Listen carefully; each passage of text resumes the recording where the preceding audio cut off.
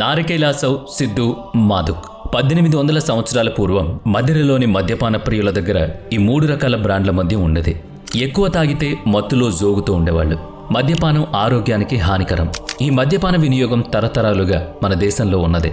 ఇది చరిత్రలో కూడా రాసిందే. వేల సంవత్సరాల క్రితం మన దేశం ఎలా ఉండేది, వాళ్ళు ఏం తినేవాళ్ళు, ఏం తాగేవాళ్ళు, ఎలా ప్రయాణించేవాళ్ళు, పోలీస్ వ్యవస్థ ఉండేదా, వాళ్ళు ఎలా డబ్బులు వసూలు చేసేవాళ్ళు, గవర్నమెంట్ ఆఫీసుల్లో ఫైల్స్ ఎలా మూవ్ అవుతాయి, బ్యాంక్స్ ఎలా పనిచేసేవి, ఇవన్నీ చరిత్ర మనకి చెప్తుంది. చరిత్ర ఎప్పుడూ ఒక కొత్త సబ్జెక్ట్. వీటన్నిటికీ సమాధానం చెప్పి వెళ్లారు మహాకవి కాళిదాసు. ప్రాచీన భారతదేశం గురించి కాళిదాసు ఏం చెప్పారో ఈ వీడియోలో ఇంట్రెస్టింగ్గా ఉండబోతుంది.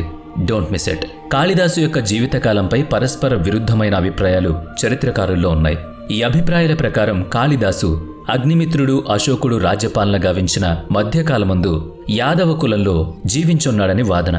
కాళిదాసు ఒక సంస్కృత కవి. కాళికాదేవిని కొలిచి ఆ దేవి వరప్రసాదమును పొందినందున అతనికి ఆ పేరొచ్చింది. అతను మిక్కిలి ప్రసిద్ధుడు. కవిత్వం గురించి చక్కగా తెలిసినవాడు. ఉపమానోపమేయములను పోల్చి చెప్పడంలో మిక్కిలి సమర్థుడు. కాబట్టి ఇతను చెప్పే ఉపమాలంకరములు శ్లాఘింపదగ్గవుగా ఉంటాయి. కనుకనే ఉపమా కాళిదాసస్య అను వచనము లోకమునందు ప్రసిద్ధిగా ఉంటుంది. ఈ మహాకవి విక్రమార్కుని ఆస్థానమునందు కవులలో ఒకడు. కాళిదాసు పెళ్లి ఉద్యోత్తమ అనే ఒక యువరాణితో జరిగింది. అయితే ఉద్యోత్తమ షరతు ఏంటంటే ఎవరైతే మేధాశక్తితో తనని ఓడిస్తారో అతన్నే తను వివాహం చేసుకుంటానని చెప్తుంది. చాలా తెలివితేటలు కలిగిన పండితురాలు. దీంతో చాలామంది పండితులు అక్కడికి వస్తారు, ఆమెను చూస్తారు, ఆమెతో పోటీ పడతారు. కానీ ఎవ్వరూ ఆమెను ఓడించలేకపోతారు. విద్యోత్తమ మీద పగ తీర్చుకోవడానికి అందరూ కలిసి కాళిదాసును తీసుకుని వస్తారు. వీళ్ళందరూ వెళ్లేటప్పటికీ కాళిదాసు తను కూర్చున్న కొమ్మని తానే నరుక్కోవడం చూస్తారు. ఇంతకన్నా గొప్ప మూర్ఖుడు ఎవరుంటారని ఆ పండితులంతా అనుకుంటారు. విద్యోత్తమును అవమానించడానికి కాళిదాసును ఆమె ముందుకు తీసుకొస్తారు. ఈ వ్యక్తి మిమ్మల్ని ఓడిస్తాడు అని చెప్తారు. అతను ఎక్కువేం మాట్లాడాడు, అడిగిన దానికే వేళ్లతో సమాధానం చెప్తాడని చెప్తారు. విద్యోత్తమకి ఈ విషయాలన్నీ కొత్తగానే అనిపించాయి. విద్యోత్తమ అందుకు అంగీకరించింది. ఆమె మొదటి ప్రశ్న వేయగానే కాళిదాసు ఒక వేలు చూపిస్తాడు. దేవుడు ఒక్కడే అని కాళిదాసు చెప్తున్నాడని పండితులు సమాధానమిస్తారు. విద్యోత్తమ అడిగిన రెండో ప్రశ్నకి 2 వేళ్లు చూపిస్తాడు. ఆత్మ పరమాత్మ ఒక్కటే అని కాళిదాసు చెప్తున్నాడని పండితులు వివరణిస్తారు. కాళిదాసు మరోలా అనుకుంటాడు. నీ 2 కళ్ళు పీకేస్తా అని అతను సమాధానం చెప్పాలనుకుంటాడు. అందుకే 2 వేళ్లు చూపిస్తాడు. విద్యోత్తమ అరచేతిని చూపించి పంచతత్వాల గురించి అతని అభిప్రాయం అడుగుతుంది. కాళిదాసు తనని ఆమె కొడతాను అంటుందనుకుని నేను కూడా కొడతాను అని పిడికిలి బిగించి బంధిస్తాడు. కాళిదాసు ఏ సమాధానం చెప్పడు. చుట్టూ ఉన్న పండితులు 5 తత్వాలు కలిస్తేనే విశ్వం తయారవుతుందని సమాధానమిస్తాడని బదులిస్తారు. ఇవన్నీ చూశాక కాళిదాసు తనకన్నా గొప్ప విద్వాంసుడనుకుని విద్యోత్తమ విశ్వసిస్తుంది. అలా వాళ్ళిద్దరికీ పెళ్లి జరుగుతుంది. పెళ్లి తర్వాత విద్యోత్తమకి అసలు విషయం తెలియగానే విద్యోత్తమ కాళిదాసుని ఇంటి నుంచి గెంటేస్తుంది. ఈ సంఘటనతో కాళిదాసు చాలా అవమానంగా భావిస్తాడు. తానేంటో నిరూపించుకోవాలనుకుంటాడు. ఆ తర్వాత కాళిదాసు అనేక గ్రంథాలు రాశాడు. అది భారతదేశ చరిత్రలో నిక్షిప్తమై ఉంది. మాళవికామిత్రం, అభిజ్ఞాన శాకుంతలం, విక్రమోర్విశ్యం, కుమార సంభవం, రఘువంశం, మేఘ సందేశం, ఋతు సంహారం లాంటి అనేక గ్రంథాలున్నాయి. కాళిదాసు కవితలో స్ఫురించే ఇంకొక విషయం, ముఖ్యంగా పేర్కొనవలసింది, ఎక్కడా కవి తన కావ్యాల్లో తన గూర్చి ప్రస్తావించుకోలేదని. దీనివల్ల పరిశోధకులకు తన కాల నిర్ణయం దుష్కరం అయిపోయిందన్న మాట అటుంచితే ఆయన నిర్లిప్తం ఇతని జీవన దృక్పథమని ఊహించుకోవచ్చు. రఘువంశ ప్రారంభంలో ఈ కవి తాను ముందుడని, కవి శ్రేయస్సు ప్రార్థించే తాను పొడగరులు అందుకోగలిగిన ఫలం ఆశించిన వామనుని వలె అపహాస్య పాత్రుణ్ణి కాగలనని రాశాడు. తిరిగి మాళవికాగ్నిమిత్రంలో ప్రాచీనమైనదల్లా యోగ్యమైనది కాజాలదని, నవ్యకావ్యమైనంత మాత్రం చేత అది నిత్యం కాజాలదని, సహృదయులు ఈ రెండిటినీ అతిక్రమించిన వారని సూత్రధారుని ముఖత్వం పలికించాడు. ఇంతకంటే ఈ కవి ఆత్మగాతాభిప్రాయాలు ఇతర వాక్యాల్లో ఇంకెక్కడా లభించలేదు. ఈ కవి వ్యక్తి చరిత్ర విషయంలో అవలంబించిన మౌనాన్ని బట్టి కూడా నిర్లిప్తమైన ఇతని జీవనశైలిని తెలియజేయనున్నది. అసలు ప్రాచీన కవితా సాంప్రదాయాల్లో కవికి నేటి కాలంలో బయలుదేరిన స్వాతంత్రం, అస్వాతంత్రం వంటి సమస్యలు బయలుదేరనలేదు అనుకోవచ్చు. ఆ కాలంలో భారతీయ కవులు భారతీయమైన ఆధ్యాత్మిక సాంప్రదాయం సహజంగా ఆకలించుకోనున్నారు. ఇప్పుడు వ్యక్తి స్వాతంత్రం సాంప్రదాయకమైన సాంఘిక ధర్మం అతిక్రమించి పైడదారులు తొక్కలేదు, లేక యాంత్రికమైన ఒక్క శుష్క సంఘ శాసనానికి కట్టుబడలేదు.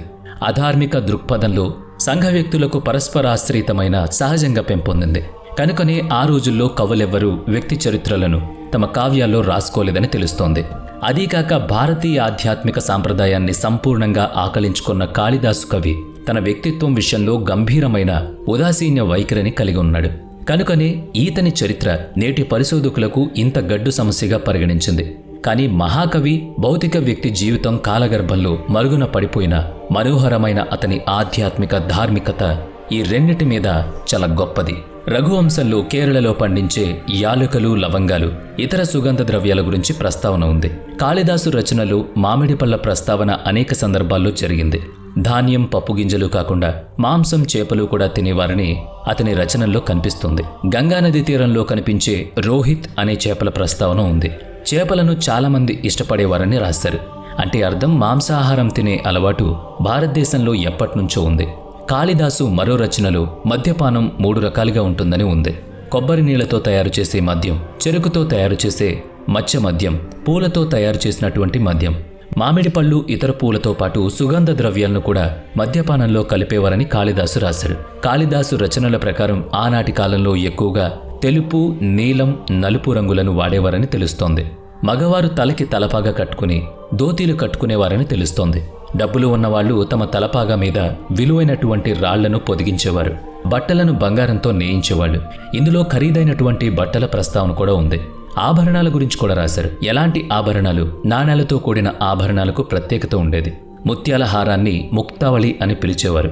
తెల్లని రాళ్లతో చేసిన నగను హర్షిక అని పిలిచేవారు. శుద్ధ ఏకావళి అనే నగ కూడా ఒకటి ఉండేది. వీటి మధ్యలో ఒక రాయి పొదిగుండేది. చెవికి కుండలాలు, చేతి వేళ్లకు ఉంగరాలు ధరించేవాళ్లు.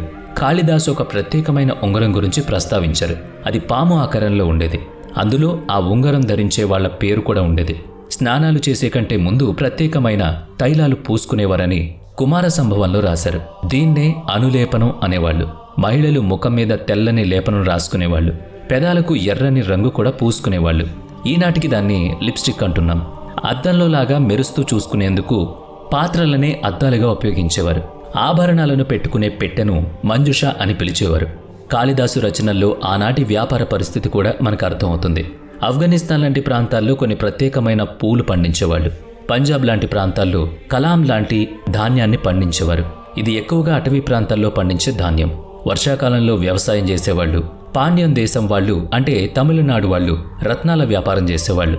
అస్సాం, ఒరిస్సా లాంటి ప్రాంతాల్లో ఏనుగులను పట్టుకునేవారు. హిమాలయ ప్రాంతాలు సుగంధ ద్రవ్యాలకు ప్రసిద్ధి. కేరళలో యాలకులు, మిరియాలు వంటి మసాలా దినుసులు దొరికేవి. వ్యాపార వ్యవస్థను పటిష్టం చేసేందుకు బ్యాంకింగ్ సిస్టమ్ కూడా ఉంది.